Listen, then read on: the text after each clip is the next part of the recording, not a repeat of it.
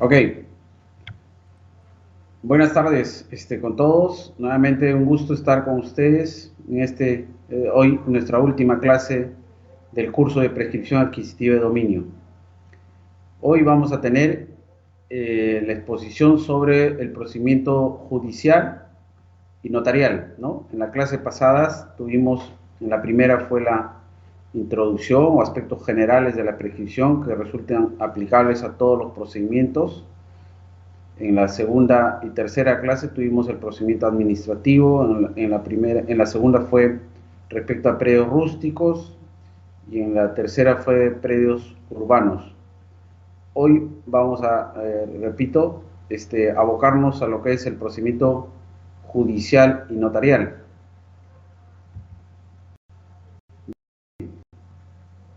El procedimiento judicial de prescripción adquisitiva era el que originalmente era el único, ¿no?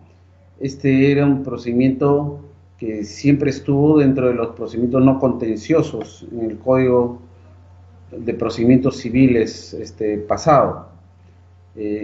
Es recién en los últimos años, en la década de los 90, que el procedimiento de prescripción se implementa en la vía administrativa y posteriormente en la vía notarial.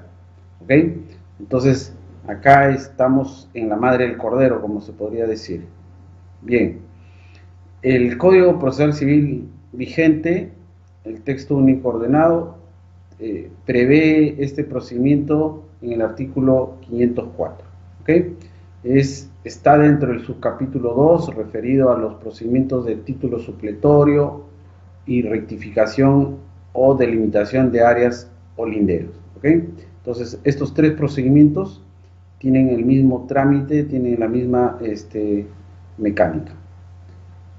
Bien, el artículo 504 establece que se tramita como proceso abreviado la demanda que formula, uno, el propietario de un bien que carece de documentos, ¿no? Estamos hablando del título supletorio, ¿no? Que acrediten su derecho contra su inmediato transferente o los anteriores a este, sus respectivos sucesores para obtener el otorgamiento del título de propiedad correspondiente. ¿Ok?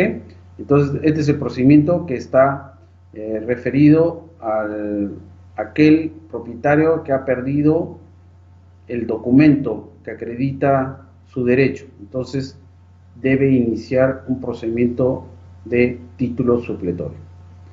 El segundo caso, el 504 dice, es la demanda que formula el poseedor para que se le declare propietario por prescripción. ¿Okay? Este es el caso del procedimiento de prescripción adquisitiva que vamos a tratar hoy.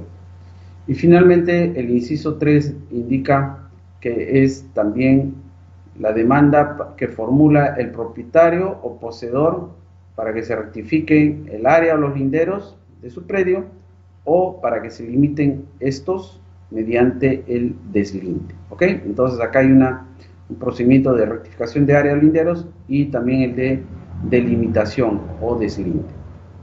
Bien. Adicionalmente, el último párrafo del artículo 504 señala que este proceso solo se impulsa a pedido de parte. ¿Ok? Es un procedimiento exclusivamente a pedido de parte y que su impulso también corresponde a esta naturaleza. Bien. Entonces, vemos que el artículo 504 establece que este procedimiento está dentro de lo que es el proceso abreviado. ¿Ok? Y esto concuerda con el artículo 486, inciso 2 del Código Procesal Civil, ¿no? Que señala hace una lista de todos los procedimientos que se tramitan como proceso abreviado, ¿no? En el inciso 2 del artículo 486 cita a este procedimiento de prescripción adquisitiva, título supletorio y rectificación de áreas o linderos. El órgano jurisdiccional competente. El artículo 488 del Código señala que son competentes para conocer los procesos abreviados, en general todos los procesos abreviados, los jueces civiles, los de PAL letrado, salvo en aquellos casos que la ley atribuye su conocimiento a otros órganos jurisdiccionales.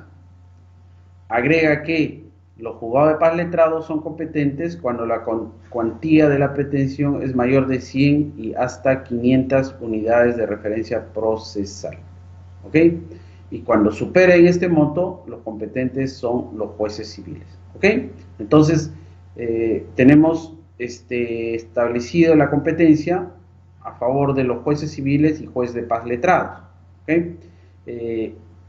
Se determinará en base a la cuantía de la pretensión.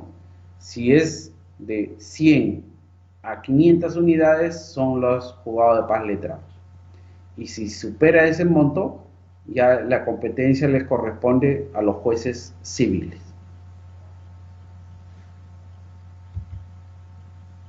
Bien.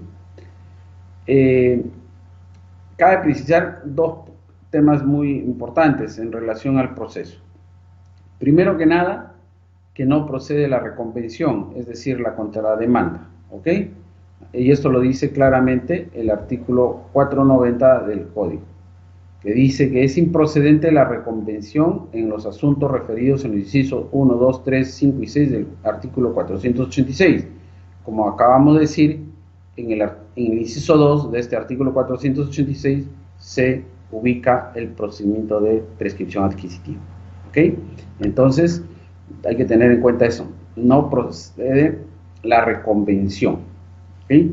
Si alguien demanda por prescripción adquisitiva, no cabe que el demandado reconvenga o formule una contrademanda. Bien. Y el otro tema importante es que sí cabe la imposición de excepciones. Y esto está previsto en el artículo 491, inciso 3.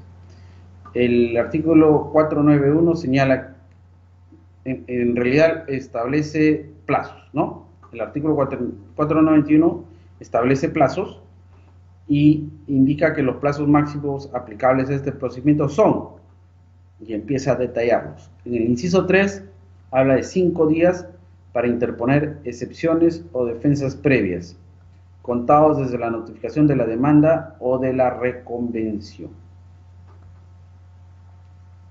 ¿Correcto?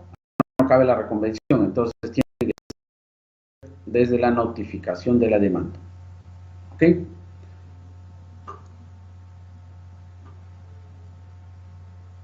Bien, esto en términos procesales es muy importante, porque un proceso se puede concluir simplemente cuando se declare fundada una excepción. O sea, ya no se entra a discutir el fondo, sino que preliminarmente puede ser rechazada la demanda.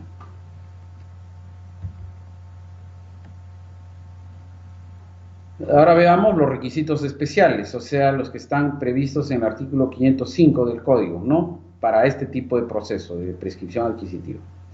Lo primero que nada es la indicación del tiempo, o sea, del tiempo de posesión, de su inicio a su continuidad, ¿no? Entonces hay que precisarle al juez la fecha y también la forma como se adquirió, ¿correcto? ¿Esto para qué? Para que se empiece a computar el plazo prescriptorio. No olvidemos que según el artículo 950 del Código Civil, el plazo prescriptorio es de 10 años en caso de mala fe y que es el que se invoca en toda demanda para que se declare la prescripción. Entonces, acá es importante que se defina, se le precise al juez en qué fecha se tomó posesión y de qué manera, ¿no? Si fue a través de una transferencia, si fue a través de una toma de posesión per se, ¿no? En general, hay que hacer esa precisión para que se inicie el cómputo del plazo prescriptorio. Después es importante señalar el nombre del titular del derecho que está inscrito, ¿ok? Como hemos repetido desde la primera clase, no solamente para que la prescripción se declare fundada, no solamente es importante acreditar el cumplimiento de los requisitos por parte del poseedor, sino también que la solicitud o la demanda, si estamos hablando en la vía administrativa o vía judicial o notarial, la solicitud tiene que estar debidamente dirigida contra el verdadero propietario, ¿no? No, ese es un tema súper importante, porque imaginemos que si no se dirige contra el verdadero propietario, vamos a prescribir aire y no un derecho, porque el derecho ya no es de ese titular, el derecho ya corresponde a otra persona. Entonces, es a esa persona que ostenta el derecho de propiedad en ese momento a la que se le debe dirigir la solicitud o la demanda. ¿Ok? Entonces, acá es importante, es fundamental, diría yo, que se haga la precisión del titular del derecho, esté o no esté inscrito, ¿no? También eso se ha mencionado, hemos dicho que acorde con lo que establece nuestro sistema, en el que la inscripción registral no es obligatoria ni constitutiva de derechos, entonces hay innumerables predios, quizás más de la mitad de los predios que existen en el país, que no se encuentran inscritos en registros públicos o la titularidad no se encuentra inscrita. ¿Ok? Entonces, es importante hacer una previa investigación, hacer un diagnóstico del predio para determinar al verdadero titular del mismo. ¿Ok? Y además, se debe indicar también a los titulares de todo derecho inscrito o todo derecho que recaiga sobre el predio. Hemos dicho también que no basta que se emplace con la demanda, con la solicitud de prescripción al titular del derecho propiedad, sino también a los titulares de cualquier otro derecho, por ejemplo al usufructuario, o al que goza de una servidumbre, o al embargante, o al acreedor hipotecario, ¿no? A un arrendatario, etc. Entonces, todo aquel que tenga un derecho sobre el predio debe ser debidamente emplazado. ¿Bien? Y además, otro dato importante que se debe de consignar en la demanda es el nombre y dirección de los ocupantes de los predios colindantes, ¿ok? De los propietarios u ocupantes de predios colindantes. ¿Y esto por qué? Porque conforme lo vamos a ver a continuación, la demanda de prescripción también se debe emplazar, notificar a los colindantes para que ellos puedan intervenir en el proceso y puedan hacer cualquier defensa de su derecho en caso consideren alguna vulneración. ¿Ok? Entonces, de un lado acá hemos visto tres temas importantes. Primero, en respecto a la posesión, la fecha en que se tomó posesión y la forma. ¿Ok? Obviamente es también la indicación del plazo de posesión, ¿no? El cual debe ser mayor a 10 años. En segundo lugar, el nombre del titular del derecho de propiedad y de cualquier otro derecho que versa sobre el predio.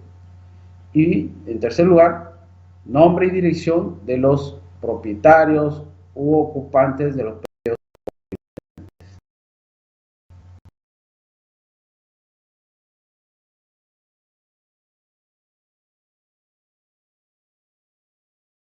Exige una descripción detallada del bien.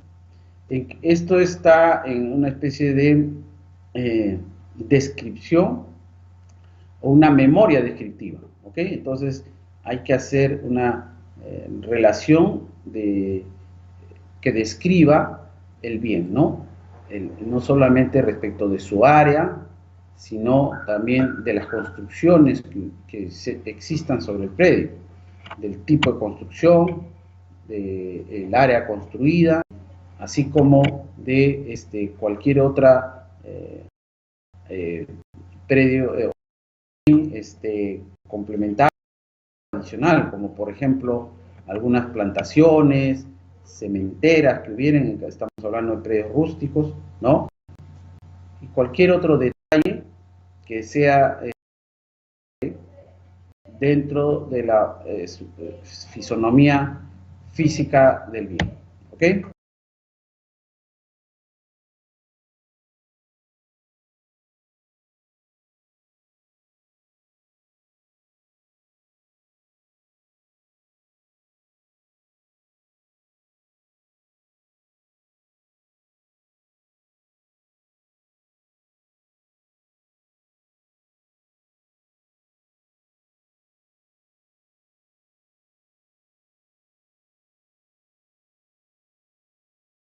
Entonces, el plano de ubicación y perimétrico solamente está consignada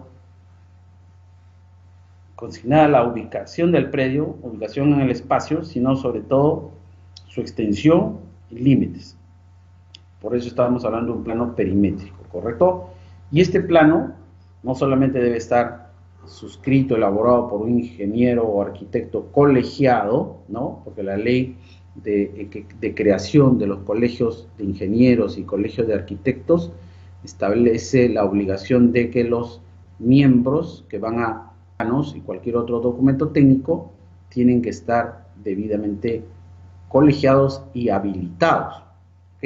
Entonces es importante eso, que el plano esté suscrito por un ingeniero o arquitecto colegiado y habilitado, es decir, hábil en el pago de sus cuotas, y eso se puede evitar boleta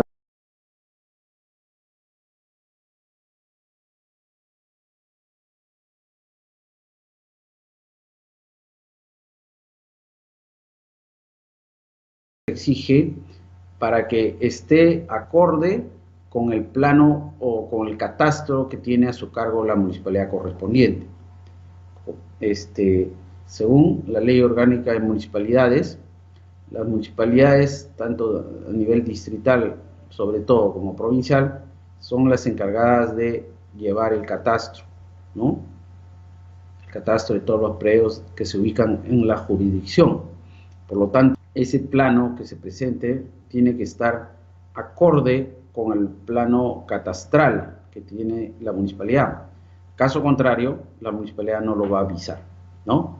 Entonces, previo a la presentación de la demanda, el solicitante, el prescribiente, tiene que acudir al municipio correspondiente, al distrital, y solicitar la avisación del plano. O sea, tiene que presentar el plano que ya ha sido elaborado por la municipalidad y adjuntarlo para que sea revisado y sea visado. Visado significa sellado, ¿no? Bien. También el artículo 505 exige la memoria descriptiva, que es un documento técnico también elaborado por el ingeniero o arquitecto que elaboró el plano, ¿no? En el cual se hace una descripción detallada de todo lo que se ubica sobre el inmueble.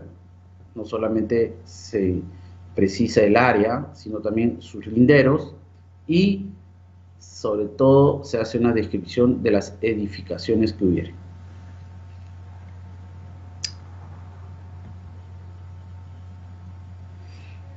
En quinto lugar, el artículo 505 exige una certificación municipal de contribuyente.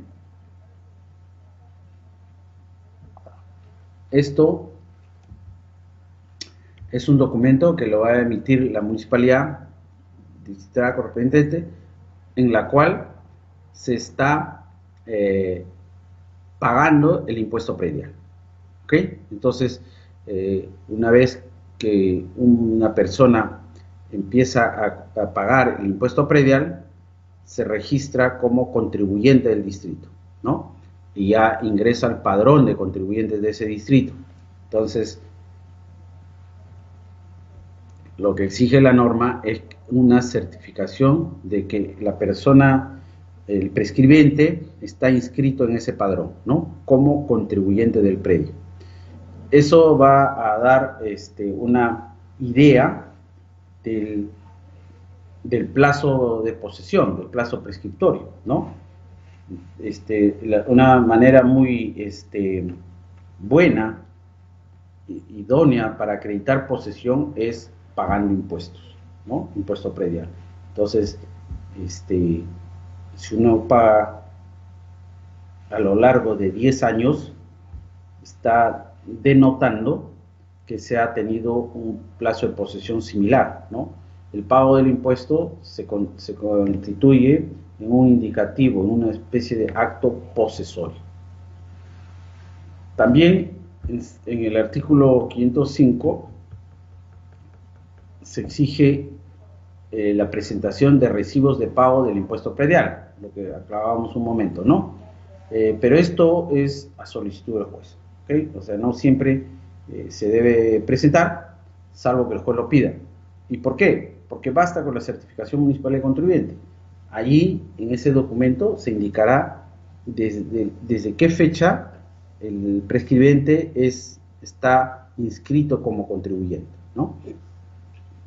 Entonces, lo hemos indicado, uno paga impuesto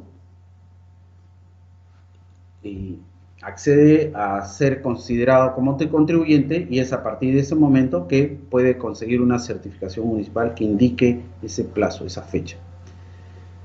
El inciso 7 exige la copia literal de la partida registral del predio, ¿no?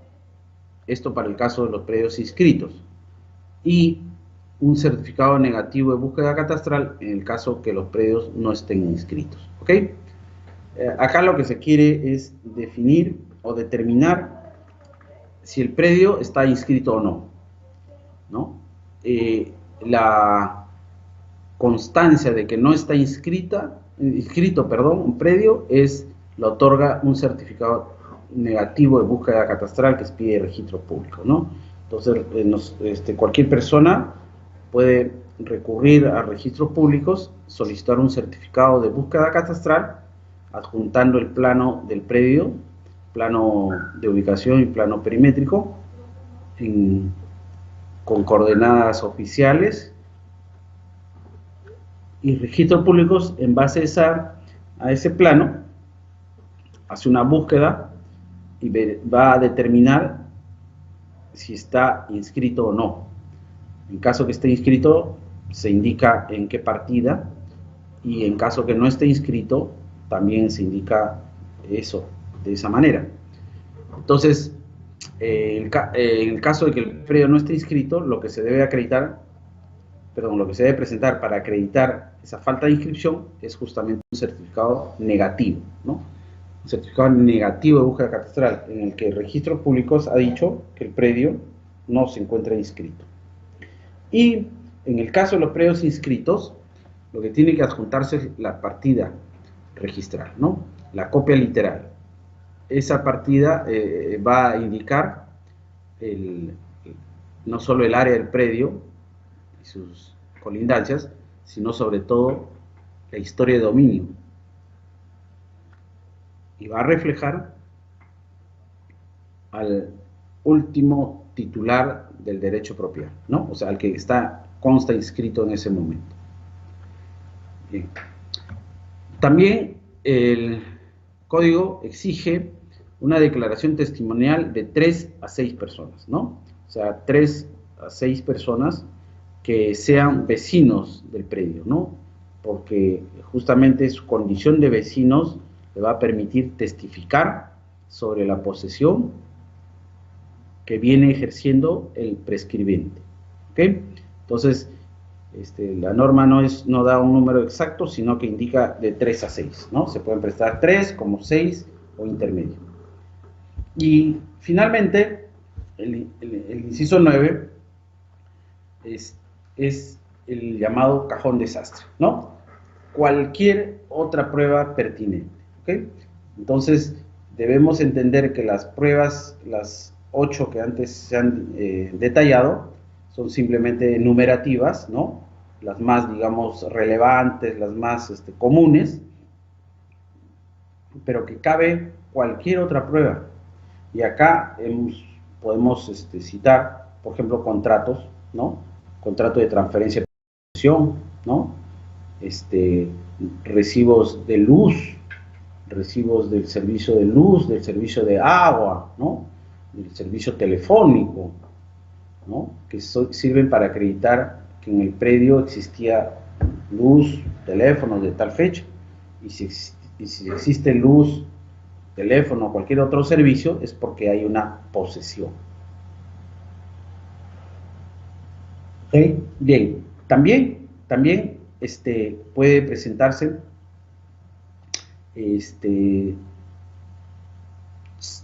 partidas de nacimiento de los hijos, donde conste la dirección del predio, ¿no? Entonces, los hijos nacieron ahí, quiere decir que ahí el prescribente ejercía posesión, ¿no?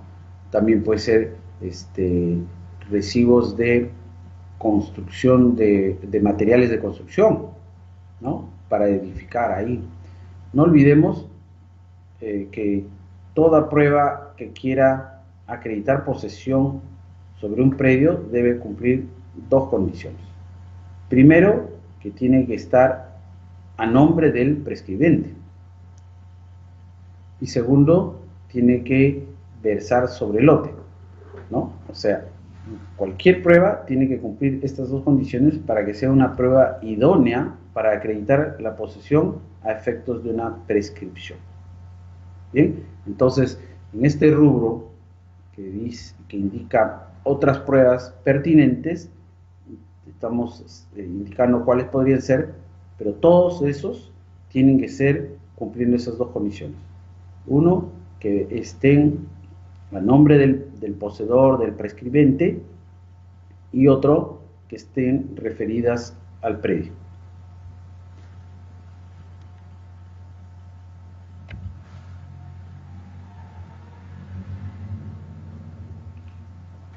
Y acá en la pantalla aparece el texto del artículo 505 del código, ¿no?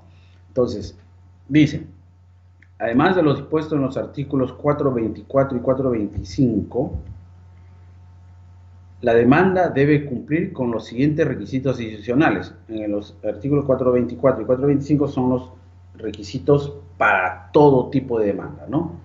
Y acá en el 505 se van a detallar requisitos específicos, especiales para un procedimiento de prescripción adquisitiva. Bien, el inciso 1 señala que se indicará, en todo caso, el tiempo de la posesión del demandante, o sea, del poseedor, y la de sus causantes, en caso que esté invocando también la posesión de los causantes para efectos de la suma de plazos posesorios y así cumplir con el plazo prescriptorio de 10 años. Además, la fecha y forma de adquisición. La persona que, de ser el caso, tenga derechos inscritos sobre el bien, y, cuando corresponda, los nombres y lugar de notificación de los propietarios u ocupantes de los bienes colindantes. ¿Okay? En el segundo término dice, se describirá el bien con la mayor exactitud posible.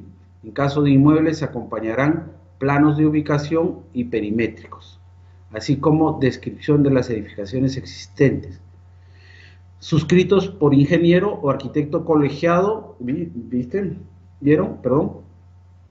Y debidamente visados por la autoridad municipal o administrativa correspondiente, según la naturaleza del bien, y cuando sea el caso, certificación municipal o administrativa sobre la persona que figura como propietaria o poseedora del bien, ese padrón de contribuyentes.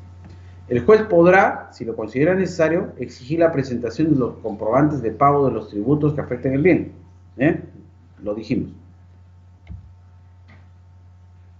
En tercer lugar, el código establece que, tratándose de bienes inscribibles en un registro público o privado, se acompañará además copia literal de los asientos respectivos de los últimos 10 años, si se trata de inmuebles urbanos, o de 5 años si se trata de inmuebles rústicos o bienes muebles, o certificación que acredite que los bienes no se encuentran inscritos. ¿Ok? Entonces, hay que adjuntar copia literal o la certificación negativa de búsqueda catastral. En cuarto orden, se indica que se ofrecerá necesariamente como prueba la declaración testimonial de no menos de 3 ni más de 6 personas. Todos tienen que ser mayores de 25 años, sin perjuicio de los demás medios probatorios que se estime pertinentes. Y en el inciso 5 es para el caso de deslinde, que no vamos a tratarlo. ¿Ok? Bien, el inicio del procedimiento establece que tiene que ser, obviamente, la solicitud o la demanda. Al tratarse de un proceso no contencioso, estamos hablando de una solicitud. Y el debido emplazamiento al demandado. ¿Ok? Acá lo que tiene que hacerse es dos tipos de emplazamiento. Uno, que es a los demandados interesados, ¿no? Digamos, a través de una notificación personal, pero también para los terceros a través de una publicación que debe contener un extracto de la demanda, la cual tiene que efectuarse por 3 veces en el diario oficial y en otro de mayor circulación. ¿Okay? Esto está en el artículo 506 del Código,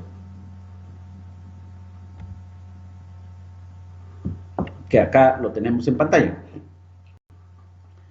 Dice: aunque se conozcan el nombre y domicilio del demandado o demandados, y en su caso de los colindantes, en el auto admisorio de la demanda, el juez debe disponer que un extracto de la misma se publique por 3 veces, con intervalo de 3 días, en la forma prevista en los artículos 167 y 168 del Código, que son las que indican que tiene que ser en el diario oficial del peruano y en otro diario de circulación nacional.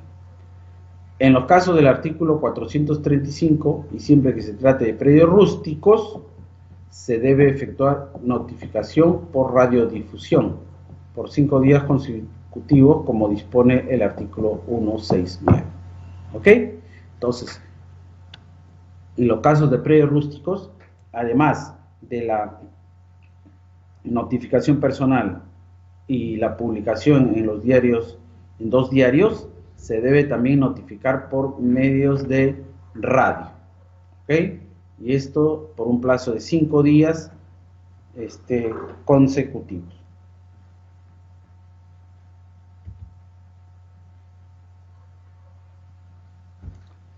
Bien, intervención del Ministerio Público.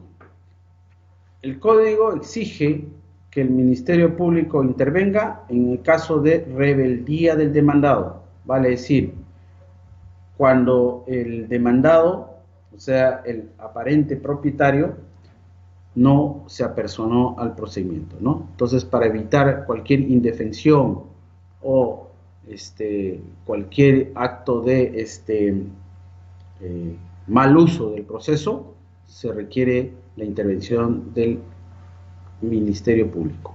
Y esto está en el artículo 507, que dice así: en los casos previstos en el segundo párrafo del artículo 506, o sea, cuando estamos hablando de predios rústicos, o cuando el emplazado ha sido declarado en rebeldía, se solicita dictamen del Ministerio Público antes de pronunciar sentencia. ¿Okay? El dictamen será expedido dentro de 10 días bajo responsabilidad. Bien. La sentencia que se emita, de ser declarado fundado, debe ser elevada en consulta en el caso que el dictamen del Ministerio Público ha sido contrario a la demanda, o sea, se pronunció en contra de la demanda. ¿Ok? Entonces, el supuesto es el siguiente: la sentencia se emite, sentencia que declara fundada la demanda de prescripción, y existió un dictamen del Ministerio Público que se pronunció sobre para rechazo de la demanda, ¿no? Entonces, el juez no acogió lo solicitado por el Ministerio Público y más bien declaró fundada la demanda. Entonces, en ese caso, esta demanda tiene que ser necesariamente elevada en consulta a la Corte Superior. Y, obviamente, cuando no ha sido apelada, ¿no? Porque si ha sido apelada, sí va a tener que ir, de todas maneras, en vía de apelación a la segunda instancia. ¿Ok? El artículo 508 establece lo siguiente: cuando el dictamen del Ministerio Público, en el caso del artículo 507, o sea, cuando fue necesario, y estamos viendo que fue necesario o es necesario en dos casos, cuando se trata de un predio rústico o cuando el demandado es declarado o ha sido declarado rebelde. ¿Okay? Entonces, en estos dos casos, y el dictamen fuera contrario a la pretensión demandada y la sentencia que ampara la demanda no fuese apelada, se elevará en consulta a la Corte Superior. ¿Ok? Bien.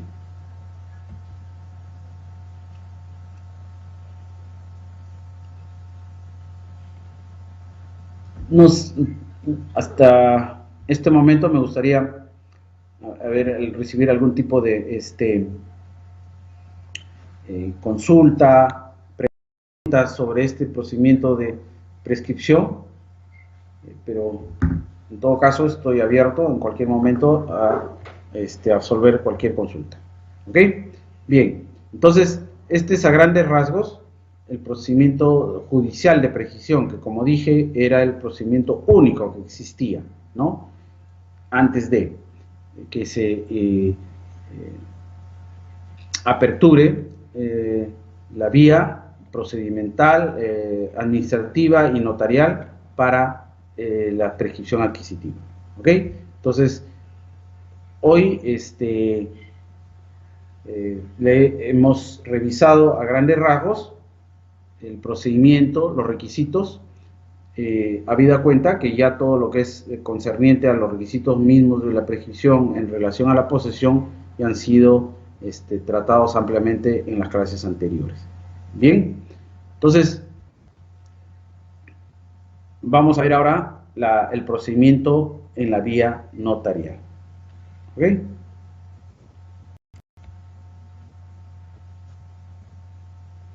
El procedimiento en la vía notarial fue creado con la ley 27157.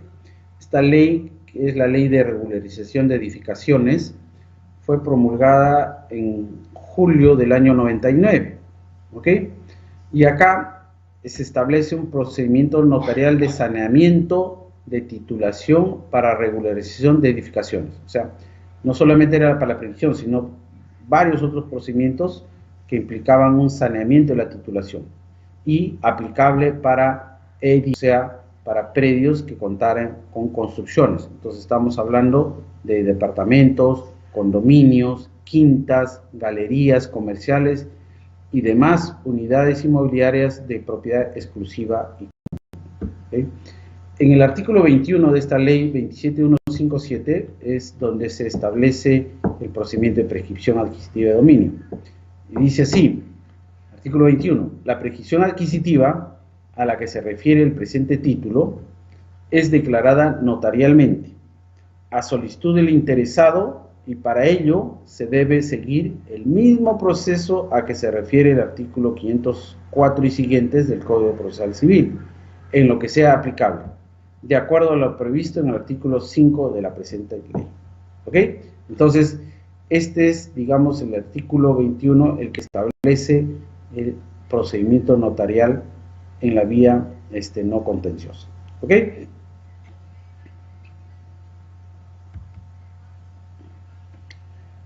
No olvidemos que con la ley 26662, que es la ley de competencia notarial en asuntos no contenciosos, y que fue promulgada en septiembre del 96, se establecieron una serie se habilitó la competencia de los notarios para tramitar diversos procedimientos, ¿no?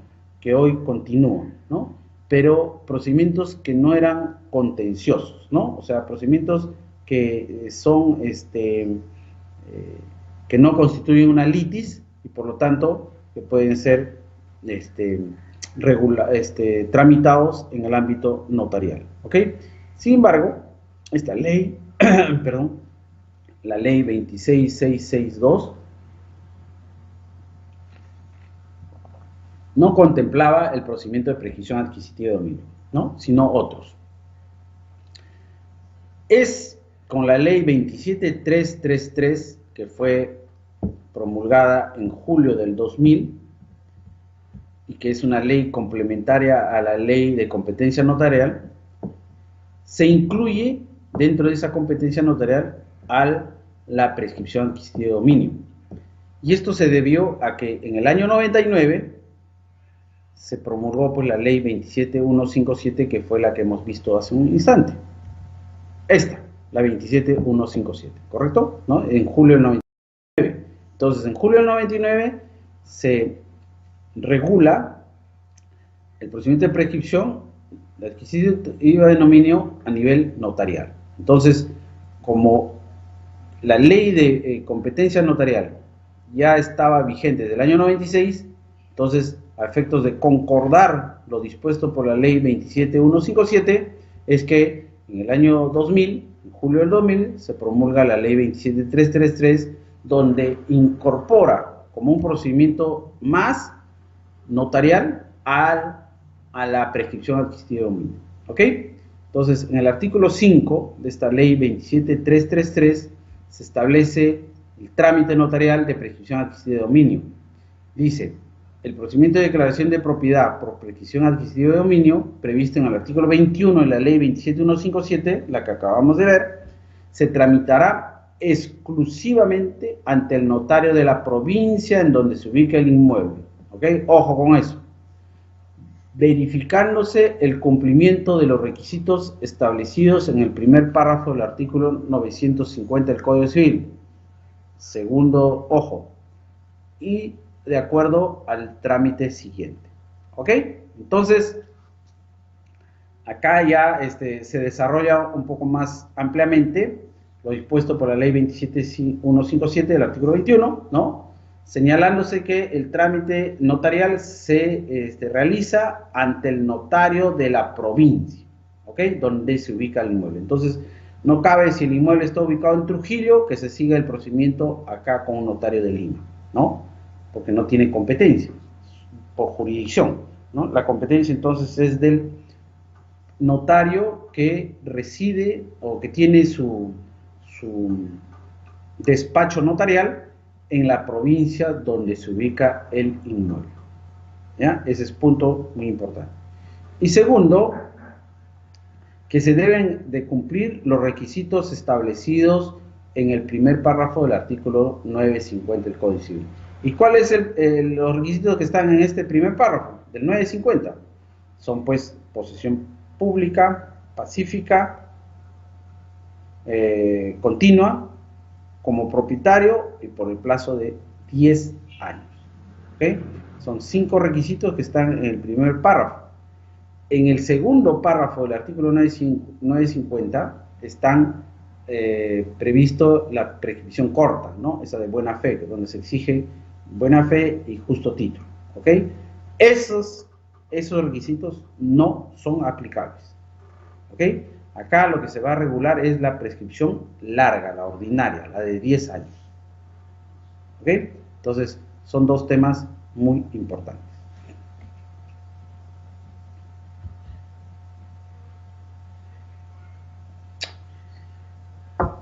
Otro tema importante es que la ley 27333, acá hay un error en la diapositiva, no es la ley 26662, sino la 27333. Esta ley no solamente ratifica la competencia notarial para el trámite de prescripción adquisitiva, sino que amplía el ámbito de la competencia. Y lo amplía para circunscribirlo también a los predios urbanos sin edificaciones.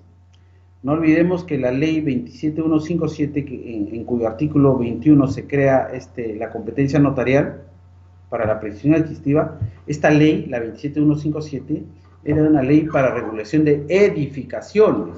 Por tanto, los bienes que eran materia de esa ley, los bienes objeto de esa ley, eran bienes con edificaciones.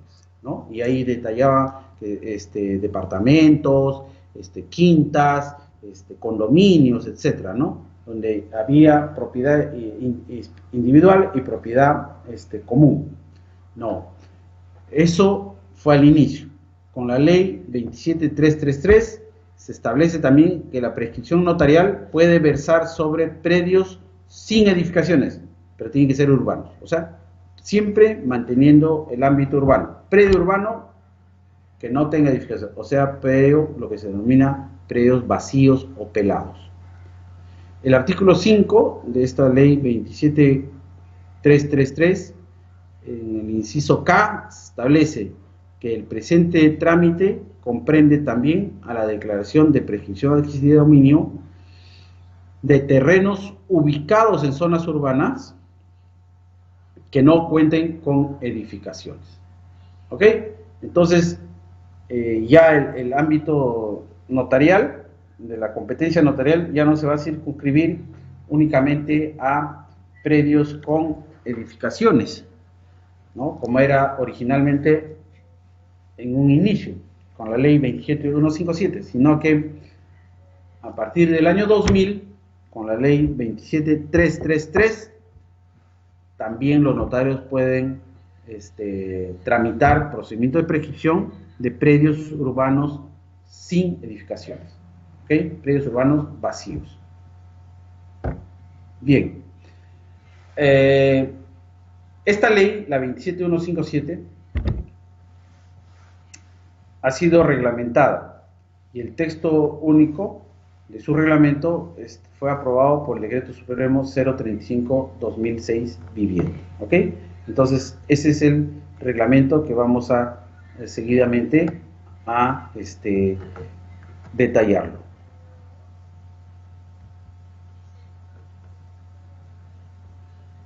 Bien, entonces como conclusión de todo lo anterior que venimos diciendo es que el procedimiento notarial se aplica a todos los predios urbanos, ¿ok? Incluidos en la zona urbana consolidada, y aun cuando no estén inscritos, o mejor dicho, aun cuando consten inscritos como rústicos, ¿ok? Acá lo que prima es la realidad física, o sea, no interesa cómo estén inscritos, si están inscritos como urbanos o como rústicos, lo que interesa es que en la realidad física están dentro de una zona urbana, ¿correcto? Entonces, el notario va a tener en consideración esta realidad física, ¿no? Y en base a ella va a determinar su competencia, ¿ok? Esto está establecido así en el artículo 4 del reglamento del Decreto Supremo 035/2006 vigente, ¿correcto? Y esta digamos así, norma que ya está ahora consolidada a partir de este Decreto Supremo, nace también de la jurisprudencia del Tribunal Registral, ¿correcto? Entonces, el Tribunal Registral ya estableció con buen criterio que el procedimiento notarial de prescripción adquisitiva de dominio es aplicable a todo predio urbano, tenga o no edificaciones. Y así está establecido esta resolución de precedente obligatorio, que es la 077-2005-SUNARP-TR-L, es el Tribunal Registral de Lima, ¿no? TR-L significa de Lima, de fecha 16 de febrero del 2005, ¿correcto? Este criterio jurisprudencial señala que, por mandato de la ley 27333, que es la que acabamos de ver, la existencia de una fábrica por regularizar ya no constituye requisito para la aplicación del procedimiento. O sea, no es necesario que exista fábrica. Puede ser también un predio sin fábrica, es decir, un terreno sin construir.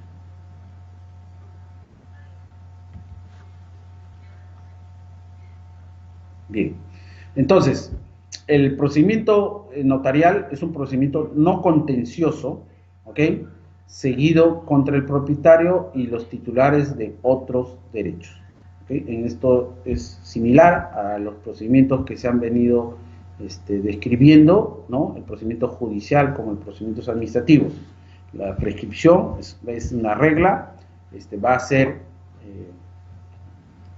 dirigida contra los titulares de todos los derechos que existan sobre el predio, no solamente el derecho de propiedad, sino también todos los demás derechos.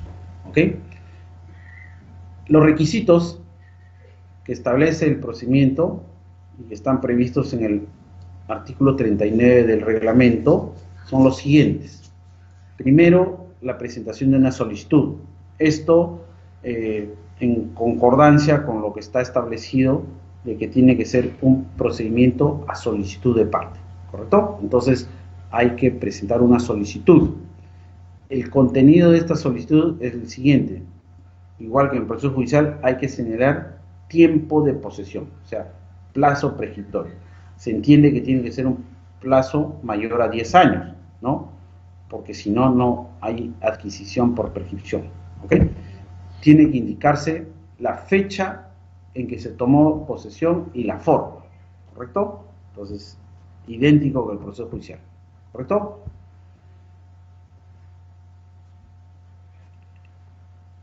Adicionalmente, también cabe que el plazo de posesión sea como consecuencia de una suma de plazos posesorios. Quiere decir esto que no es suficiente el plazo del solicitante, sino que para cumplir el plazo de 10 años se requiere también el plazo de posesión del anterior poseedor, ¿no? Del causante. ¿Ok? Entonces, igual que en el proceso judicial y también en los procesos administrativos, cabe suma de plazos posesorios. Bien.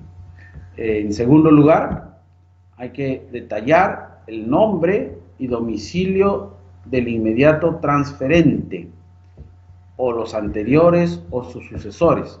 ¿Ok? ¿Esto qué significa? Que tiene que establecerse quién es el verdadero propietario, el verdadero titular de los derechos, ¿correcto? ¿Y para qué se requiere su nombre y su domicilio? Para su emplazamiento.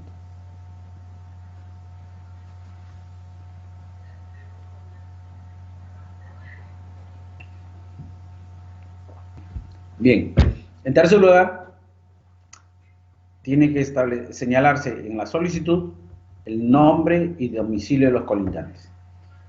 También con la finalidad de ser emplazados, ¿no? Para que ellos puedan tomar conocimiento del procedimiento y además para que puedan formular cualquier objeción, ¿no? Puedan hacer uso de su derecho de defensa en salvaguarda de la integridad de sus territorios. ¿Ok? En cuarto lugar, una descripción del predio. Y acá es necesario adjuntar un plano de ubicación y perimétrico, ¿no?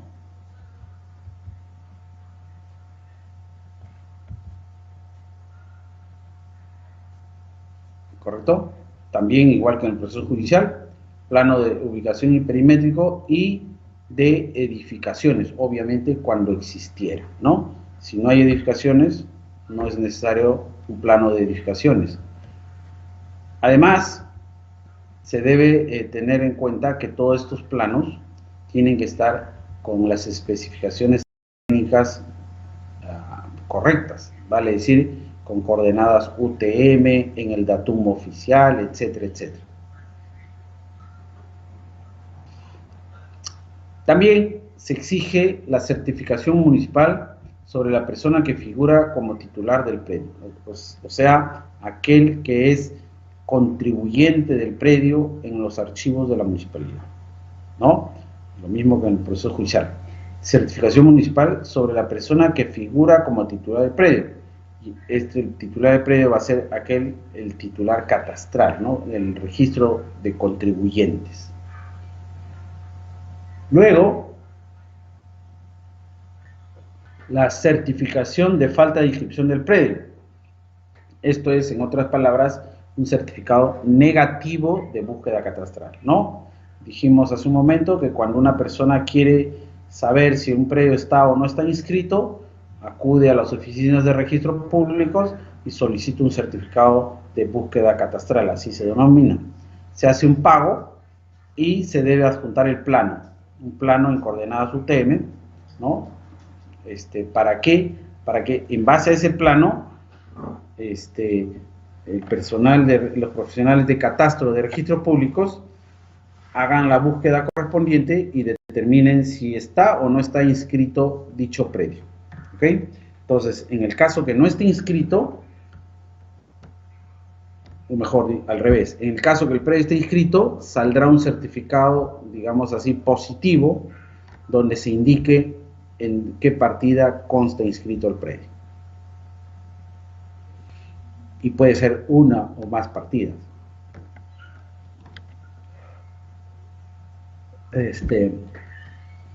También en el caso que el predio no esté inscrito, entonces el registro público va a expedir un certificado que se denomina negativo, en donde indicará que hecha la búsqueda no se encontró ningún predio inscrito, ¿correcto? Entonces aquí es necesario adjuntar eso, la certificación de la falta de inscripción, o sea, el certificado negativo de búsqueda catastral.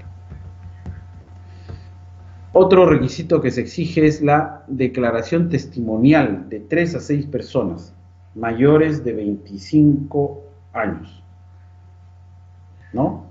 De preferencia, vecinos. Es lógico que la ley exija los vecinos, porque van a ser las personas más directamente vinculadas al predio, que conozcan o que tengan mayores posibilidades de conocer al verdadero poseedor, ¿correcto? Entonces, si el poseedor, el solicitante, señala que viene ejerciendo posesión por más de 10 años, digamos 15 años, entonces los colindantes, los vecinos van a poder corroborar esa información o también van a desmentirla. ¿Ok? Entonces, la ley por eso exige una participación de los testigos. Perdón, participación como testigo de los colindantes, ¿correcto? Que puede ser de 3 a 6, ¿no? Es variable. Y finalmente,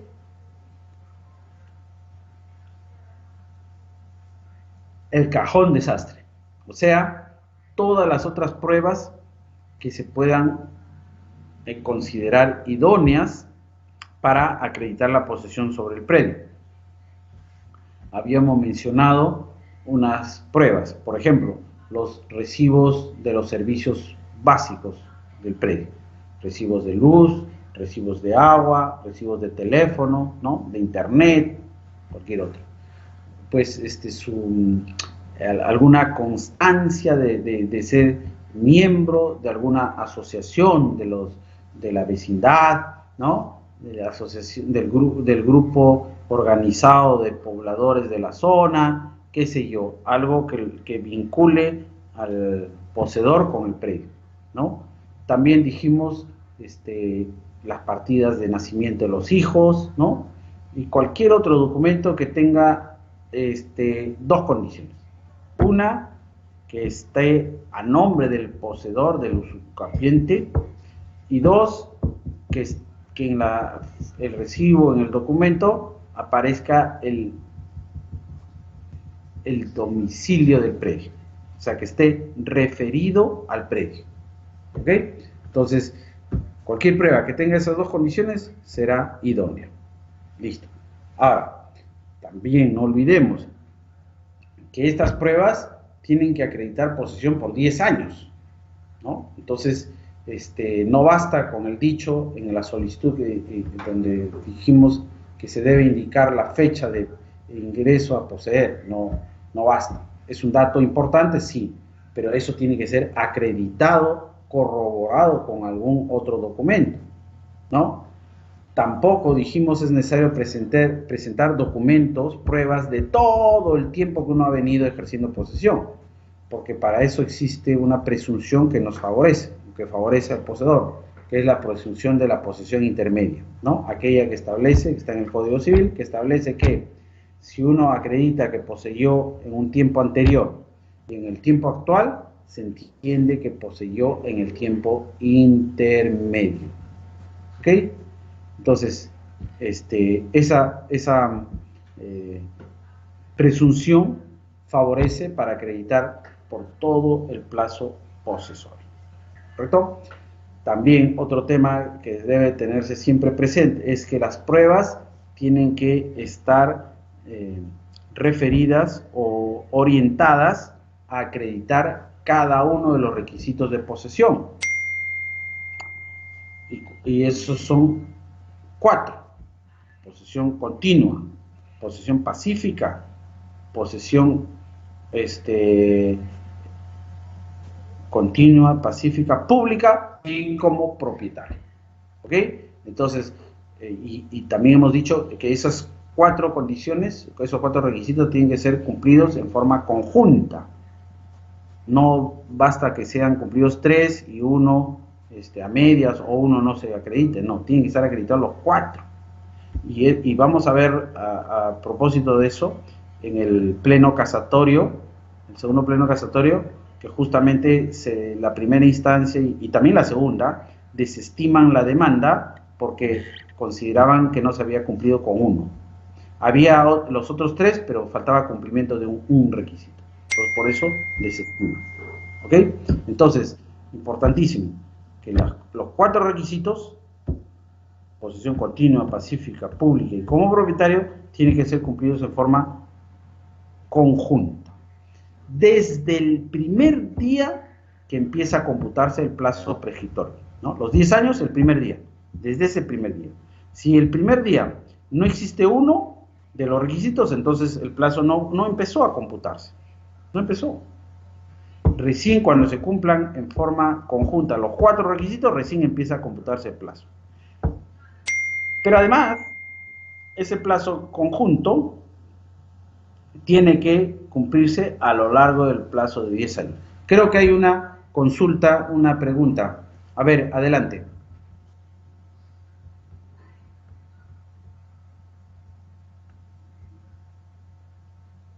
¿Hay consulta, Carlos? Buenas noches. Quería hacer una consulta, ¿no? En caso del certificado de búsqueda catastral, el predio no esté inscrito, pero en esa búsqueda sale que el predio tiene una superposición sobre parte del terreno. ¿Qué hacer en ese caso? Mira, si ya en el certificado de búsqueda catastral sale que existe una superposición, entonces quiere decir que sí está inscrito. Estará inscrito en forma parcial, no todo. Por ejemplo, un predio de 10.000 metros se superpone en 3.000 de los 10.000 metros se están superpuestos con una partida, entonces hay una inscripción parcial. Hay 3.000 metros que están inscritos y 7.000 que no lo están. Entonces el certificado de búsqueda no saldrá totalmente negativo, va a salir a positivo a medias o negativo a medias, como quieras tú verlo, ¿no? Pero ya te da ahí el dato de que hay una parte del predio, digamos 3.000 metros, que sí está inscrito y que está superpuesto a un predio. ¿Ok? ¿Existe otra pregunta, otra consulta? No hay, ya, sigamos. Entonces, les estaba comentando que las pruebas de posesión, aquellas que están referidas en el primer párrafo del artículo 950 del Código Civil, tienen que ser cumplidas en forma conjunta desde el primer día del plazo prescriptorio. Y tienen que mantenerse presentes a lo largo de esos 10 años del plazo prescriptorio. Si en el transcurso de ese plazo, digamos en el año 5, 6, 7, se deja de cumplir uno de los requisitos, entonces todo el plazo que se ha venido acumulando se pierde y va a tener que iniciarse un nuevo plazo prescriptorio. ¿Ok? Claro que existe la excepción de cuando no hay continuidad, que esa falta de continuidad puede ser máximo hasta un año. ¿Ok? Entonces, cuando un poseedor pierde posesión, ¿no? Deja de poseer el predio, pero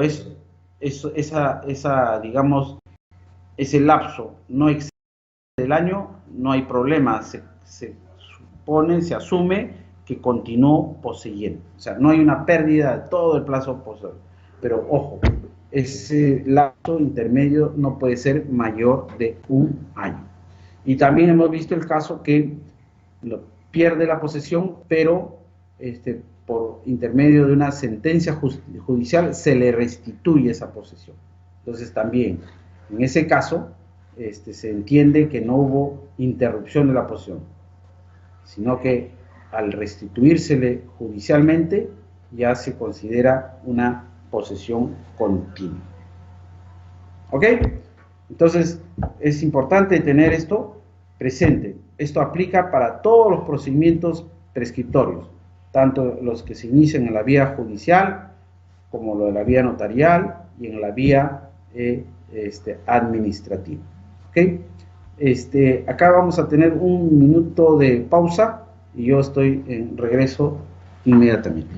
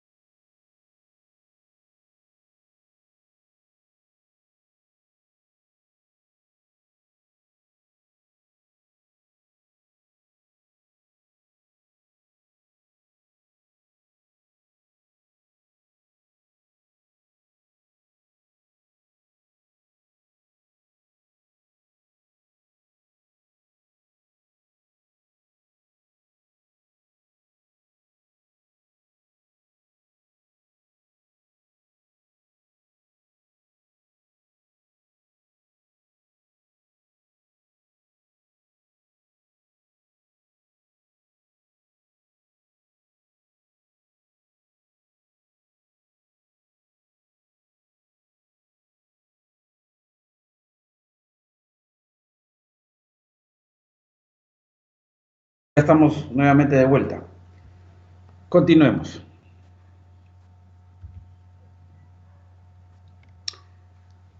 El procedimiento en la vía notarial está previsto en el Decreto Supremo 035-2006 Vivienda, que es, dijimos, el reglamento de la ley, ¿no? Y también supletoriamente está previsto en el Código Procesal Civil, ¿correcto? Bien, entonces en los artículos 38 a 43 del reglamento está todo el procedimiento que lo vamos a resumir y describir a continuación. Primero que nada, veamos lo que es el emplazamiento. Igual que en el caso del proceso judicial, el emplazamiento debe ser a todos los interesados. Y acá, en interesados debe incluirse no solamente al propietario, contra quien se va a prescribir, sino también a los titulares de todos los demás derechos que versan sobre el predio, ¿correcto? Y el emplazamiento también va a ser de dos medios. Uno, la notificación personal, y a través de edictos, vale decir publicaciones. Y la notificación personal va a ser especialmente al propietario, al titular de los derechos, ¿no? Y la notificación a los terceros para cubrir a cualquier persona que tenga algún derecho que no haya podido ser identificado, se hace a través de las publicaciones y los carteles, ¿ok? Las publicaciones también se hacen de la misma manera que en el proceso judicial, publicaciones a través del diario oficial y un diario de mayor circulación de la provincia, ¿correcto? Los carteles también es importante en el local del predio, en el lugar del predio, ¿no? Y por un plazo que es de 5 días, ¿ok? También hay que hacer emplazamiento a los colindantes. Esto, ya lo hemos dicho, es importante, es necesario, a efectos de que ellos se pronuncien sobre la veracidad de la solicitud, ¿no? Porque son ellos quienes tienen la mejor posibilidad de verificar o de certificar si el solicitante es o no un verdadero poseedor, uno que ha estado por más de 10 años en forma pública, continua, pacífica y como propietario, ¿correcto? Además, es necesario este emplazamiento a los colindantes para que ellos no se vean perjudicados. Dijimos en su momento que en el caso de los predios rústicos, la gran mayoría no están cercados. Entonces, ahí es importante que participen los colindantes para que así den su conformidad sobre los límites, ¿no? Es importante tener claros los límites porque de esa manera estarán incluidos en el plano y también a partir de ahí se determinará si están o no en posesión del solicitante. ¿Ok?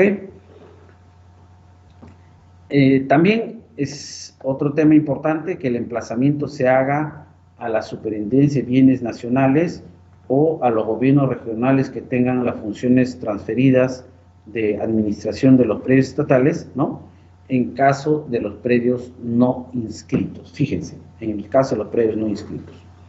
En el primer rubro de emplazamiento de interesados, ahí cuando se tenga claro que el predio es del Estado, se tiene que notificar a la SBN o al GORE con funciones transferidas. Acá, haciendo un paréntesis, es bueno comentarle lo siguiente.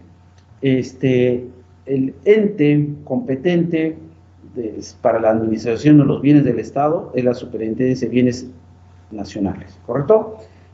Ese es a nivel nacional, con excepción de los departamentos en donde ya a esta superintendencia ha hecho transferencias de esa función de administración de predios estatales a favor del gobierno nacional correspondiente.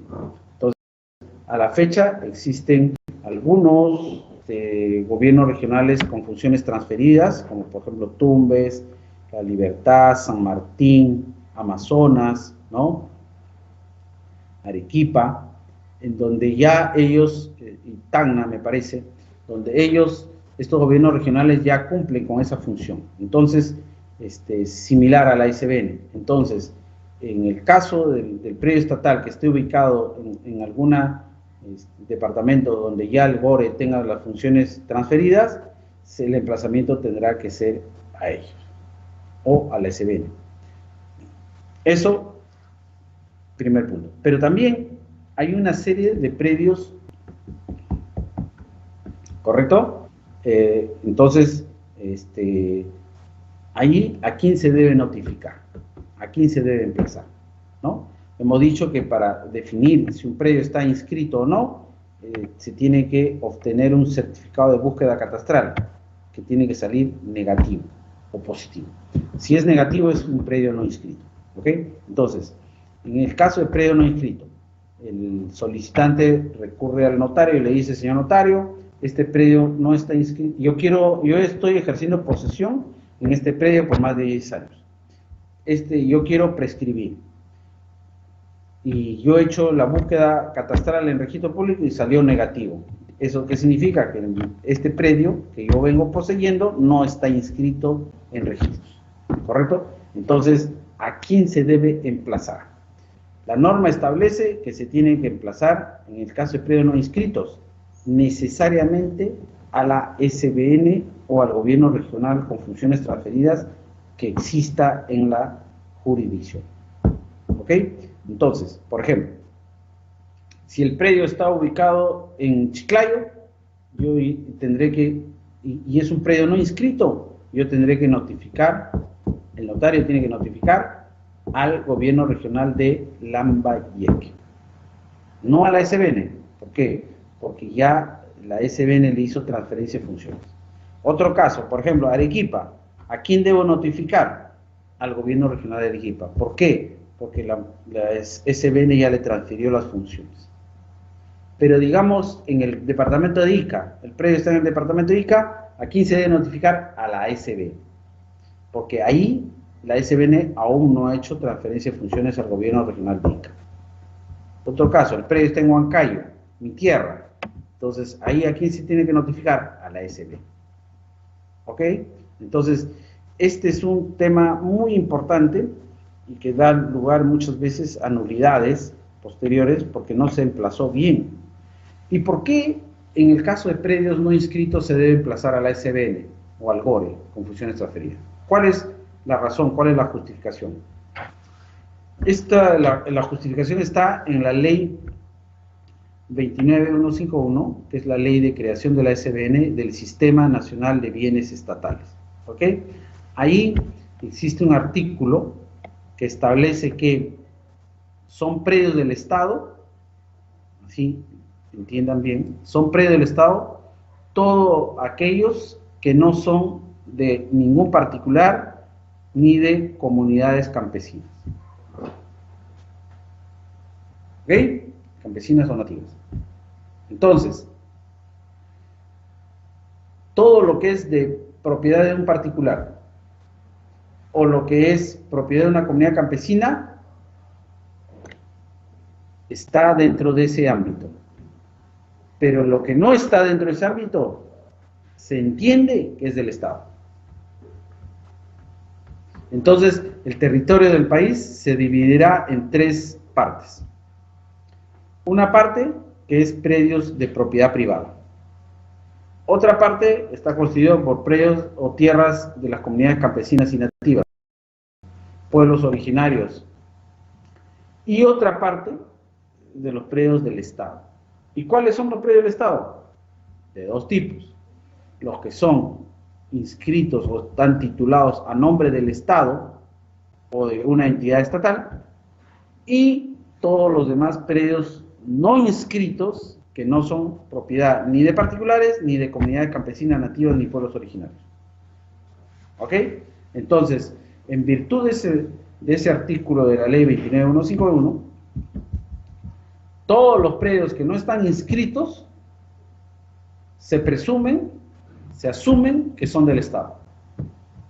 Por lo tanto, cuando una persona quiere adquirir por prescripción un predio no inscrito, tiene que emplazar al Estado, representado por la SBN o el gobierno regional, con funciones transferidas, porque ellos son los administradores de los predios estatales. ¿Ok? Entonces, ellos tienen que ser emplazados para que de esa manera puedan formular cualquier oposición o defensa del derecho del Estado. Bien. En cuarto lugar, se tiene que hacer una constatación física. El notario tiene que apersonarse al predio, tiene que ver con sus propios ojos todo lo que, y comprobar si es cierto o no, todo lo que el solicitante ha indicado en su solicitud. Tiene que verificar si el área es la correcta, si existen o no las construcciones que ha mencionado el solicitante, tiene que ver si los colindantes que ha señalado son los correctos o no. En suma, tiene que ver si existe o no otro poseedor adicional al que está solicitando la prescripción. En general, tiene que hacer una constatación física donde en el propio inmueble. Y como consecuencia de esta constatación, tiene que levantar un acta. Un acta que va a ser, digamos, una prueba muy importante para su procedimiento no contencioso. ¿Ok? Entonces, en el proceso judicial también, el juez se constituye el previo, hace una inspección para también constatar todo lo que ha indicado el demandante en su demanda. Bien. Luego de estas dos etapas, o tres, digamos, porque la primera es la presentación de solicitud, la segunda es la notificación o emplazamiento a los interesados, la tercera es de la inspección ¿no? O constatación física. Y luego viene ya la cuarta etapa, que es la de la oposición. ¿Correcto? Hay un plazo de 25 días que se computan desde la última publicación, en la cual cualquier interesado, escuchen bien, cualquier tercer interesado puede oponerse. Y acá viene lo más sui generis, sin fundamentación. O sea, basta la oposición por sí.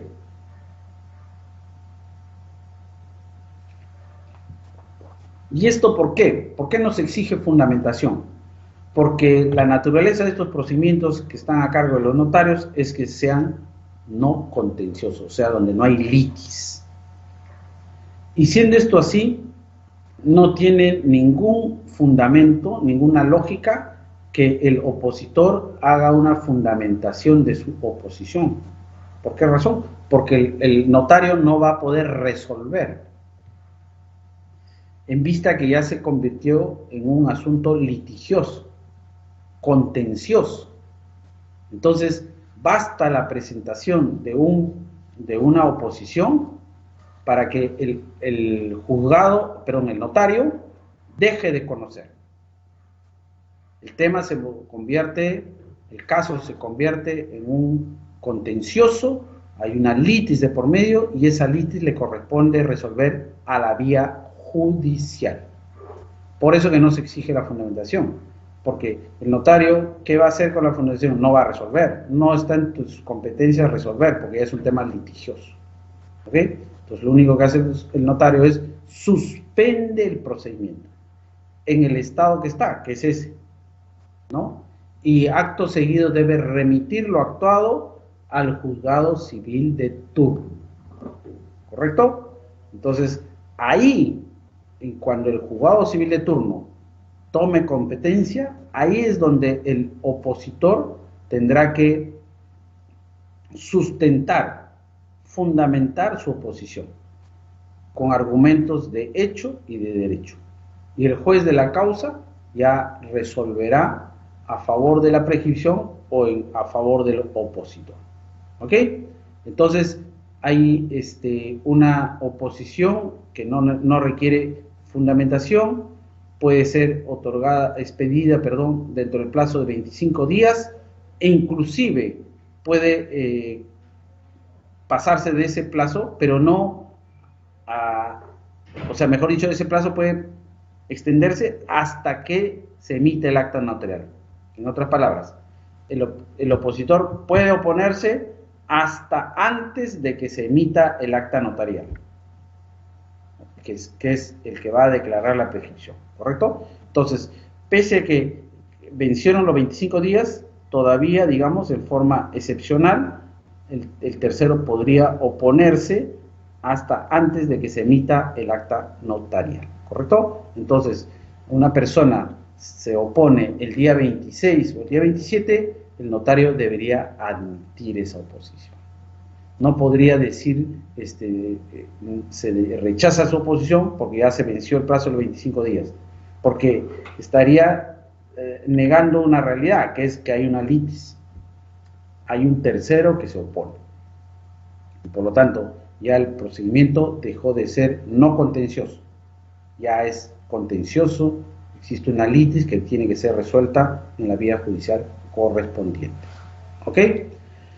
Una vez que el juez recibe la solicitud, o sea, todos los actuados del juzgado civil de turno, del notario, concede a las partes, ¿no? Le notifica a las partes señalando que se requiere la adecuación del expediente a un proceso judicial. ¿Ok? Entonces, el solicitante, el que acudió al notario, se convertirá en demandante, ¿no? Y tiene que adecuar su solicitud a un proceso judicial, ¿correcto? Bien. En el caso que el proceso judicial concluya desestimándose la oposición, entonces el juez notificará al notario para que continúe con el trámite, o sea, retome el trámite y pueda continuar con el procedimiento de prescripción en la vía notarial. ¿Correcto? En el caso que no hubiera oposición, y acá entramos ya a la última etapa del procedimiento de prescripción notarial, ¿no? En el caso que no haya oposición, vencido el plazo de los 25 días, el notario está habilitado para emitir el acta de declaración de propiedad. O también la escritura pública. Esto dependerá de la elección del solicitante. El solicitante puede requerirle una escritura pública o únicamente la expedición de un acta. ¿Correcto? Bien. El acta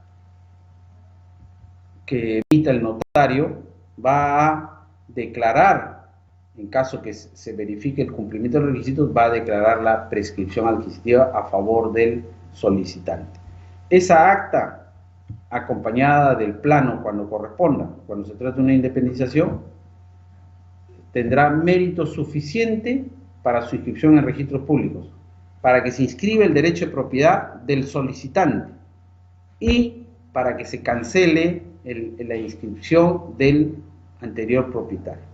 Esto en el caso que el predio esté inscrito, ¿no? Entonces, el predio está inscrito a nombre de Juan y Pedro es el que ha solicitado la prescripción. Entonces, el notario declara la prescripción a favor de Pedro y Pedro, el derecho de Pedro se inscribirá en el predio y el derecho de Juan se cancelará, ¿no? Entonces, Pedro ingresa a registros como nuevo titular del derecho de propiedad del predio. Eso cuando está inscrito. Cuando no está inscrito el predio, entonces el acta que se ha emitido a favor de Pedro va a generar una primera inscripción de dominio. El predio se va a inscribir a nombre de Pedro por primera vez en registro público. Se va a hacer una primera inscripción de dominio, ¿ok? En mérito a esa acta y a la documentación técnica que se requiere, ¿ok? Entonces, basta esta acta o, en caso que el solicitante lo solicite, también se puede hacer a través de una escritura pública. Esta acta se va a inscribir o se va a archivar en el registro de actas de procesos no contenciosos notariales. ¿Ok? Bien, entonces, este es a grandes rasgos el proceso notarial, que tiene un similar trámite al proceso judicial. Es únicamente en tanto no exista una litis, un contencioso. En caso se presente una litis, una oposición, entonces el procedimiento deja de ser de conocimiento del notario, el notario suspende su procedimiento y remite todo lo actuado al juez, para que el juez resuelva la litis. ¿Ok? Bien, como yo les había prometido, ahora tenemos un poco de tiempo para revisar un pleno casatorio, el segundo pleno casatorio que es sobre prescripción adquisitiva de dominio. Esta es la casación 2229-2008-Lambayeque del 23 de octubre del 2008, ¿ok? Y como les dije, versa sobre una prescripción adquisitiva de dominio respecto de un predio ubicado en Chiclayo, un predio urbano, en la ciudad de Chiclayo, ¿no? Ubicado en la calle María Izaga, número 769.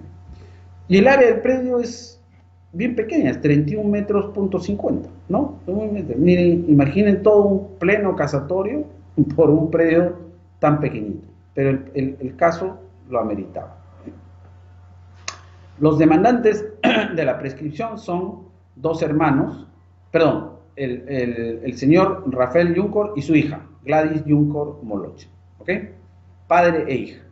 Y los demandados son los hijos, los sucesores del anterior propietario, del propietario que le dio la posesión a este Rafael Yuncor, ¿no?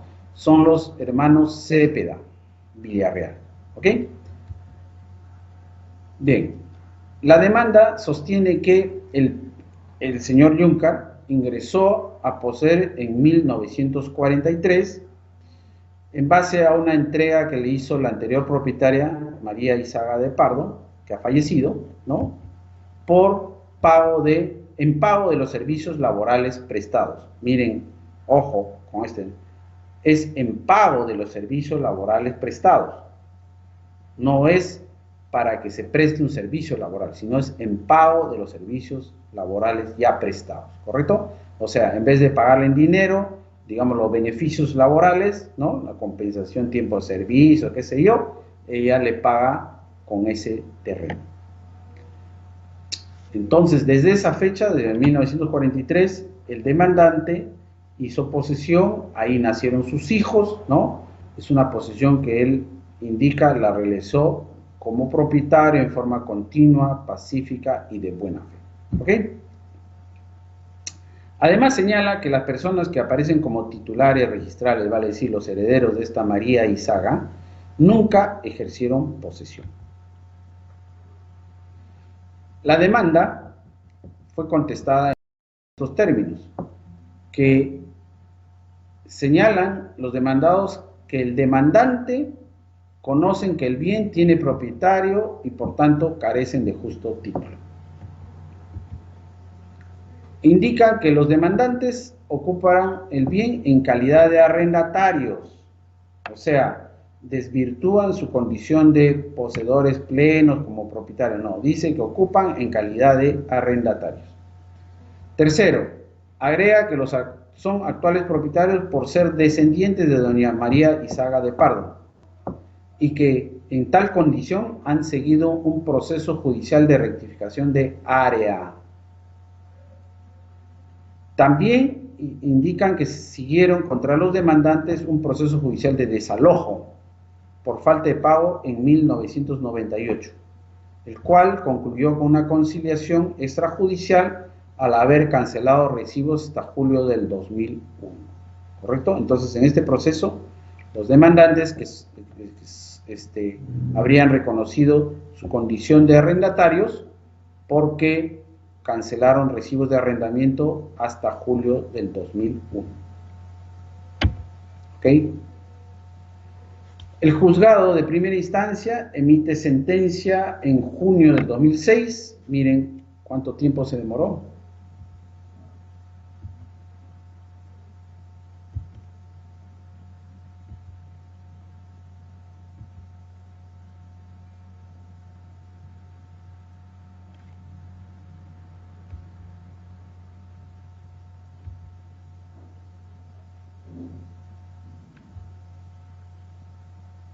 Ya, entonces se demoró varios años. El juzgado declara infundada la demanda, ¿ok? Por considerar que en el proceso judicial de rectificación de área, que aludieron los demandados, el demandante reconoció su condición de arrendatario desde hace más de 40 años, por lo que no cumple el requisito de poseer a título de propietario, existiendo una relación de poseedor mediato e inmediato, ¿correcto? Entonces, el juzgado desvirtúa la demanda porque dice, de los 4 requisitos que tú tienes que cumplir, no has cumplido uno, que es ejercer posesión como propietario. Tú lo has hecho en condición de arrendatario. Entonces existe una relación de poseedor mediato e inmediato. Tú reconoces posesión, tú reconoces propiedad a otro. No ejerces posesión como propietario, ¿correcto? Entonces basta que ese requisito no se haya cumplido para que se deniegue la demanda. Y además la sentencia señala respecto de la codemandante, que es la hija del demandante, que es una servidora de la posesión. ¿Por qué? Porque es la hija, no es la que posee, sino la hija. Y que como tal, en tal condición, no es poseedora, ¿no? Citan el artículo 897 del Código Civil y por tanto no puede adquirir por prescripción, ¿correcto? Es una simple servidora de la posesión, ¿correcto? Entonces la sentencia que dice, respecto del demandante, no cumple un requisito, que no ejerce posesión como propietario. Y respecto de su hija, que es también codemandante, no es verdadera poseedora, sino es una simple servidora de la posesión. Ya. En el octubre del 2006 se emite la sentencia de la Corte Superior, declara nula la sentencia, pues en esta dice, se ha determinado que el apelante tiene la condición de servidora de la posesión. ¿Ok? Situación que no fue expuesta en la contestación de la demanda, ni fue fijada como punto controvertido en la audiencia de saneamiento procesal, lo cual entonces causa indefensión a los demandados, infringiéndose el artículo 122, inciso 3 del Código Procesal Civil. ¿Ok? Entonces, hay una causa de un vicio de nulidad y por lo tanto se declara nula la sentencia. Y respecto del demandante, señalan que no se puede pronunciar por cuanto no ha apelado la sentencia, por lo que habría adquirido la calidad de cosa juzgada. ¿Correcto? Entonces, la Corte Superior declara todo el expediente al juzgado de origen. ¿Correcto? Estamos en octubre del 2006. Ya. El juzgado expide nueva sentencia en base a lo ordenado por la Corte Superior, ¿no? Y nuevamente vuelve a declarar infundada la demanda, señalando que quien ejerce posesión es el demandante y no la codemandante, porque ésta vive en calidad de hija, por lo que no puede usucapir, o sea, no puede prescribir por incumplir el requisito de comportarse como propietaria. ¿Ok? Nuevamente, el juzgado ve que no se cumple el requisito de posesión como propietario. Pero además agrega que admitir lo pretendido por los demandantes, o sea, admitir la demanda, importaría crear la figura singular de dos poseedores en forma paralela y universal de un mismo bien, con la facultad de iniciar cada cual por su lado procesos de prescripción, lo cual es improcedente. Entonces aquí el juzgado establece que la prescripción tiene que ser respecto a una posesión exclusiva, un único poseedor, no caben dos poseedores. ¿Ok? Ese es un criterio del juzgado. Apelada la sentencia, sube nuevamente a la Corte Superior, que emite sentencia nueva en el año 2008. Acá coincide con la sentencia de primera instancia, la confirma, sustentándose en los mismos argumentos, ¿no? Y acotando, ¿no?, que el acto de posesión como propietario debe ser en forma exclusiva y excluyente.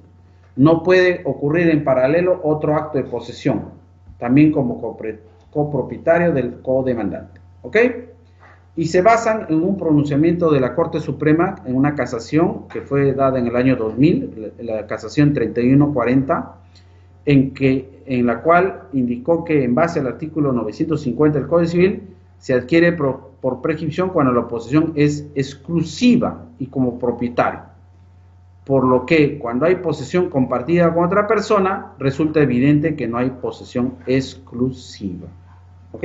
Fíjense, entonces ya hubo una casación de la Corte Suprema, dicen, en la cual estableció que la posesión, para efectos de la prescripción, tiene que ser exclusiva, o sea, un único poseedor y que no puede haber una coposesión.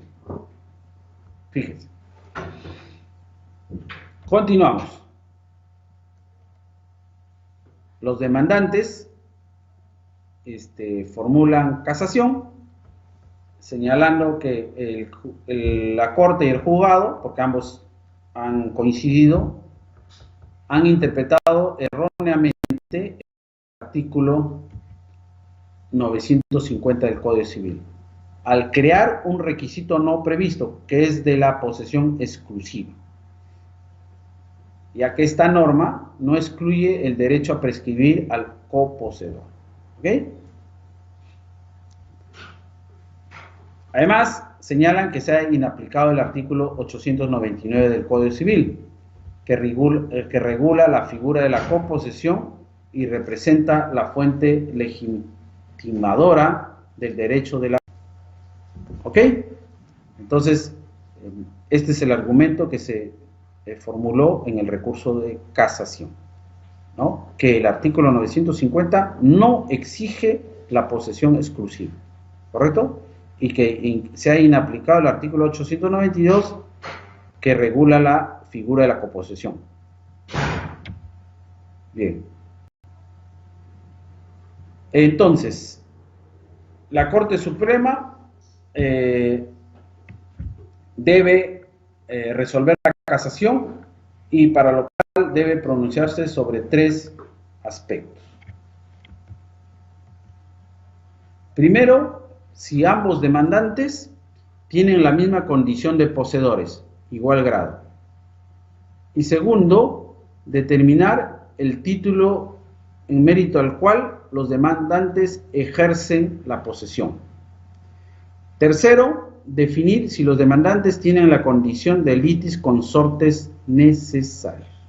¿Correcto? Entonces, estos son los 3 puntos controvertidos y que tienen que ser materia de pronunciamiento por la Corte Suprema en vía de casación. ¿Correcto? Entonces, la primera es, repetimos, si los demandantes, ambos, tienen la misma condición. ¿Correcto? Porque el juzgado, recuerden, y la Corte han dicho que uno es poseedor, que no cumple todos los requisitos, pero es poseedor, y en cambio la hija es una servidora de la posesión. ¿Okay? Entonces hay un cuestionamiento, y eso es lo primero que tienen que determinar. Si ambos demandantes, padre e hija, tienen la misma condición de poseedores. Y segundo, determinar el título, porque el cuestionamiento que se hace, que hacen los demandados, es que ellos no son poseedores plenos, sino son poseedores inmediatos, vale decir, son arrendatarios. Y eso lo han demostrado en un proceso judicial de desalojo por falta de pago, en el cual los demandados, o sea, los que ahora pretenden usucapir, reconocieron esa condición en forma implícita al haber hecho pago de la renta hasta el año 2001.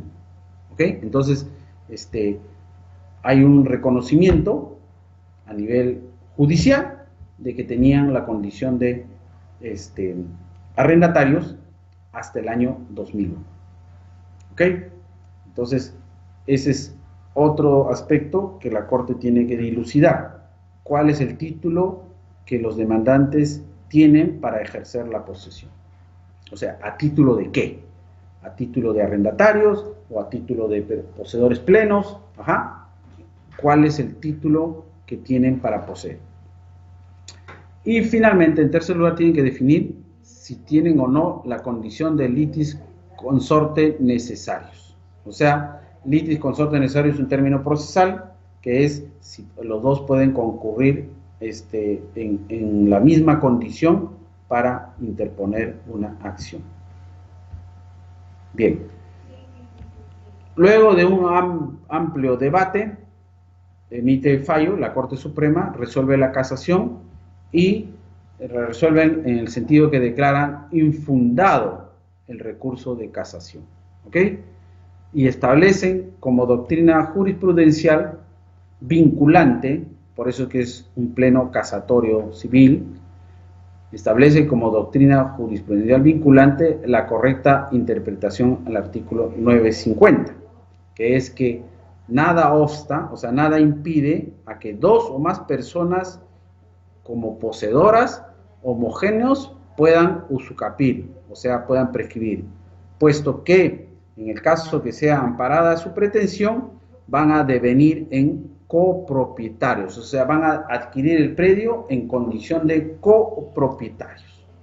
Figura jurídica que está prevista en la legislación, ¿correcto? Entonces, en concreto, ¿se declara infundado el recurso de casación? Infundado, entonces quiere decir que la demanda es rechazada.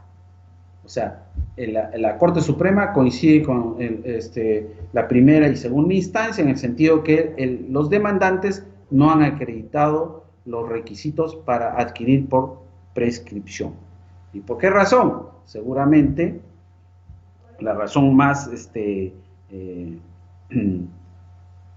más peso fue el hecho que reconocieron en un proceso judicial su condición de arrendatarios, ¿correcto? Hasta el 2001. Ellos interponen la demanda el 2006.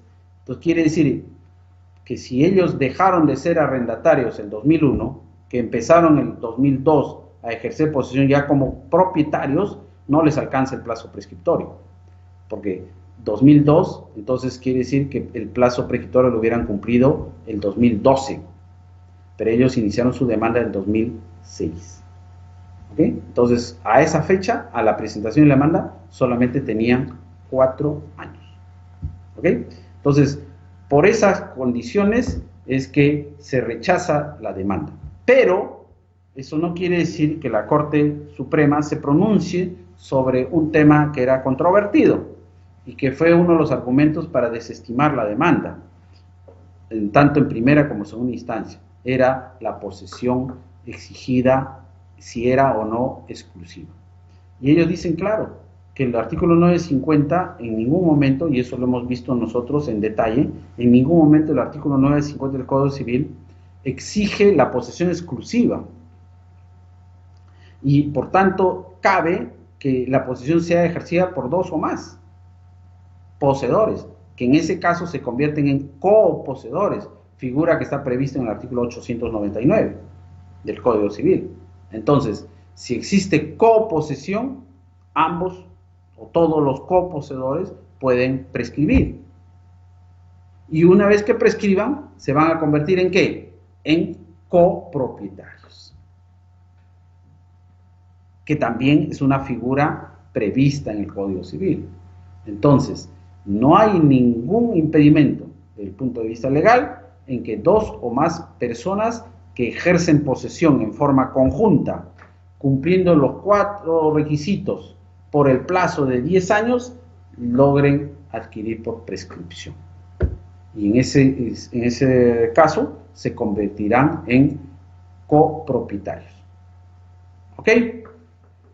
Bien, este era el pronunciamiento del segundo pleno casatorio civil que quise compartir con ustedes, porque acá se refleja de un modo ya tangente, un modo práctico, cómo es que en la vía judicial se resuelven los casos de prescripción. ¿Ok? Y obviamente eso también tiene colación con los procesos notariales y de administrativos, porque todos ellos están basados en el artículo 950 del Código Civil. ¿Ok? Lo que único que varía es la vía procedimental, y no mucho, son muy, muy similares. Hay un emplazamiento a todos los interesados, hay una, tanto personal como con publicaciones, hay una identificación del predio, del propietario y de todos los que tengan derechos, hay una una etapa de oposición, y finalmente con todo eso se resuelve. En la vía judicial cabe que la existencia de litis, a diferencia de la vía administrativa y notarial, en donde son procedimientos no contenciosos, ¿no? Donde hay litis, el notario inmediatamente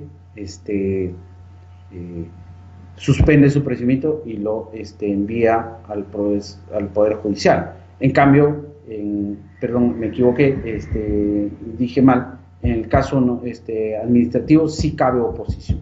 En la vía administrativa sí cabe oposición y se resuelve. Lo que sí procede es una acción contenciosa administrativa después de. ¿Ok? Creo que hay una consulta de alguien. A ver, escuchemos. Adelante, Carlos.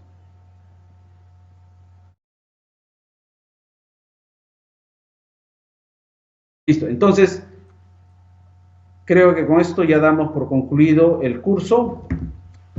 Estamos siempre a disposición de ustedes, agradeciendo siempre también a la amable invitación del Instituto Infopre para el dictado de este curso. Les agradezco mucho su atención, estamos viéndonos en un nuevo curso vinculado a temas sobre inmuebles. Nuevamente, gracias y buenas noches a todos.